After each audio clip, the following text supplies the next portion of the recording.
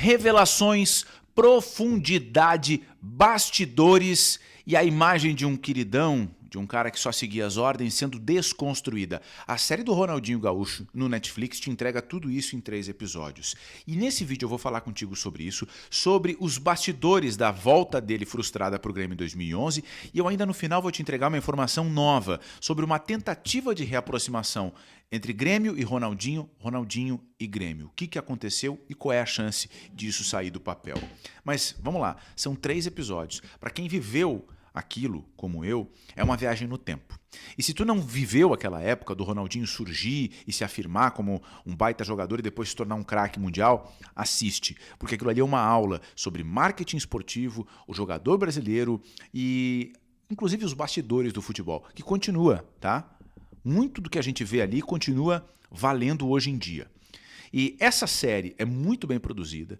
Cara, tem uma riqueza de imagens e de depoimentos. Tem Ronaldo Fenômeno, tem Belletti, tem Cafu, Galvão Bueno, Puyol, sabe? Gente que acompanhou ele na França, na Itália, na Espanha, né? Tem o presidente do Grêmio na época que tentou trazer ele de volta, o Paulo Odoni. Então, muitos depoimentos ajudam a compor um cenário de maior profundidade, que era sempre a grande questão: quem é o Ronaldinho de verdade? Além daquele queridão, entre aspas, né, que tá tocando atabaque, que tá nos rolês aleatórios. Quem é esse cara? A série, ela se propõe e, a meu ver, ela consegue dar profundidade pro Ronaldinho. A série vai na casa dele aqui na Zona Sul de Porto Alegre, mostra onde ele mora, mostra a rotina dele e pega depoimentos em que ele se coloca ali, né? Em alguns momentos até o silêncio ajuda a construir esse personagem de maior profundidade na série. Porque o Ronaldinho sempre foi visto como um cara que está em vários lugares, mas ele não tinha profundidade. A série consegue dar isso. Tá? Assistindo os 3 episódios, um atrás do outro, que foi o que eu fiz, consegui perceber claramente isso. E o Assis também, o irmão do Ronaldinho, empresário do Ronaldinho, também é visto com mais profundidade aí.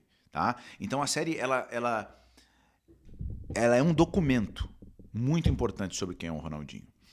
Sobre as revelações que eu falei no início do vídeo, eu separei algumas aqui. Tá? Tu assistiu a série já? Pode comentar outras revelações que te chamaram a atenção. Eu separei a revelação dele assistir jogos da NBA, porque ele gosta muito de NBA e sempre assistiu, mas ele assistia para se inspirar nos jogadores de NBA e criar novos dribles no futebol. Isso é uma loucura. Tá? Isso é uma loucura.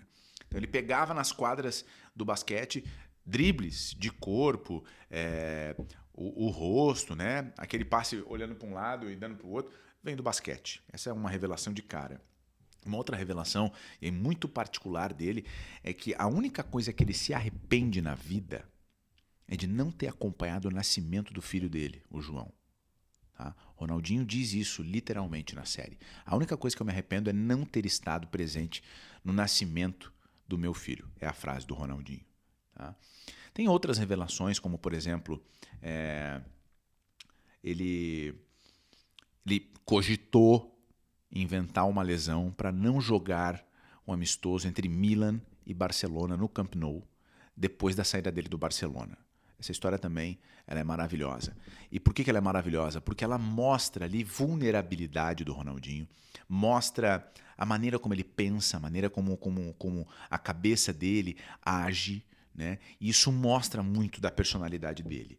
Né? Ele tinha medo de ser vaiado, ele estava com receio de voltar à Espanha, à Catalunha, e ele confidenciou para alguém, que eu não vou revelar quem aqui, que ele iria inventar uma lesão e não iria para a Espanha. E eu também não vou contar aqui o desfecho da história. Se tu não assistiu a série, tu pode assistir e tudo mais. E aí a gente chega em um momento do documentário em que se fala da saída dele da Itália e da volta para o Brasil. Só vamos ficar todo mundo na mesma página aqui. Isso é final de 2010 e início de 2011. O Ronaldinho decide não voltar para o Milan e ele manifesta o interesse de ficar no Brasil. E aí o Assis, irmão dele, começa a negociar com o Milan a saída de lá da Itália, né, e a ida para um outro clube. Vários times brasileiros demonstraram interesse. E aí aqui a gente não tem a precisão se os times brasileiros todos demonstraram interesse ou se o Assis ofereceu ele para todos os clubes, tá? E a gente nunca vai saber exato, né? Mas vamos lá. Corinthians teve interesse, Palmeiras fez proposta, Flamengo fez proposta, o Grêmio fez proposta. Vários clubes chegaram a negociar com o Assis e com o Ronaldinho, né? E aí, uma coisa que me chama atenção aqui, tá? Um parênteses. No documentário, o Ronaldinho, ele nunca fala sobre o Grêmio. Ele não fala sobre o Grêmio. O Assis fala sobre o Grêmio, o Paulo Odoni fala sobre o Grêmio, entram entrevistas antigas, né? Mas ele, no documentário, ele não cita esse episódio, né? Pois bem, a gente volta para aquele fim de 2010 e início de 2011. Tu que está assistindo o vídeo, lembra onde é que tu estava no meio dessa novela? Que era um vai, não vai, um vai, não vai, né? Lembra dessa história? Pois é. O que a gente tem ali é o relato posto dos dois lados. O Assis fala pelo lado do Ronaldinho e o Paulo Odoni, então presidente do Grêmio naquele momento, dá a entrevista agora, em 25, 26, e dá o lado do Grêmio. E aí a gente chega naquilo que todo mundo já sabia. O Assis pediu mais, tinha as caixas de som, estava tudo certo, e o Assis fez um pedido extra, e um pedido extra, e um pedido extra, e um pedido extra. O Assis diz que o Galliani, então dirigente do Milan, se manifestou em favor do Flamengo, pelas cores do Flamengo e tal, e aí ele deu uma coletiva no Copacabana Palace e se criou um circo, e a torcida do Flamengo foi para a porta do Copacabana Palace e fez uma pressão. Mas no meio de tudo isso, se vocês que assistiram o documentário lembrarem, e se vocês que não assistiram o documentário quiserem pegar, reparem, o Assis diz: eu achava que aquele era o momento ideal, propício, adequado, qualquer que seja o termo. Ele usa essa expressão. Eu achava que aquele era o momento de voltar para o Grêmio. O Assis diz isso. O Assis diz isso. E o que acontece? O Ronaldinho não volta para o Grêmio. O Grêmio desiste da negociação, o Grêmio se retira das negociações e o presidente do Grêmio na época, o Paulo Odoni, no documentário diz: o Assis foi muito guloso. Essa é a declaração. E aí a história é que o Assis pediu para que recebesse 12, 15 milhões de euros, que era o que o Ronaldinho tinha ainda do contrato do Milan. O Assis se defende no documentário dizendo: olha, todo mundo sabia que eu estava negociando a saída livre do Milan, mas eu tinha um contrato no Milan. Ou seja, o Milan não cobraria para liberar o Ronaldinho, mas o Ronaldinho tinha um valor contratado e queria receber isso. Bom, por que eu fiz questão de frisar a declaração do Assis? Porque ali o Assis estava dizendo que ele queria trazer o Ronaldinho de volta para o Grêmio. E ele, Assis, diz: mas aí a torcida do Flamengo foi para a porta do Copacabana Palace, o filho do Ronaldinho estava morando no Rio, e ele acaba indo para o Flamengo.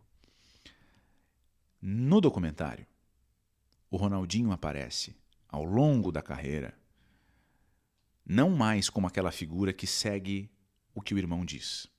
Por quê? Porque quando o Ronaldinho está no Paris Saint-Germain da França, é ele, Ronaldinho, quem decide deixar o PSG.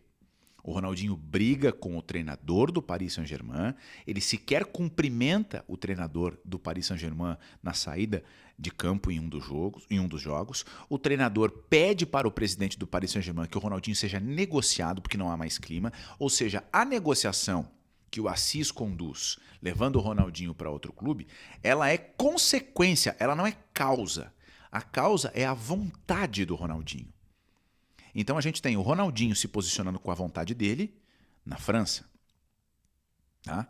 O Ronaldinho no Barcelona chega e muda a história do Barcelona. E o Ronaldinho estava acertado com o Manchester United. O documentário mostra detalhes disso. E ele não vai para o Manchester United por causa de uma ligação. Se tu não assistiu o documentário, não vou contar. Assiste para tu saber quem ligou para o Assis e para o Ronaldinho para fazer ele não ir para a Inglaterra e ir para Barcelona. Mas o que interessa aqui nessa história é o Ronaldinho também, com a postura e o desejo dele, que sai do Barcelona. O Barcelona não tinha mais o que fazer. O Ronaldinho já não estava mais com a cabeça no Barcelona. E é o Ronaldinho, de novo, assim como aconteceu na França, que manifesta o desejo de outra forma de não continuar ali. E aí o negócio acontece com o Milan. E a gente chega de novo no Milan.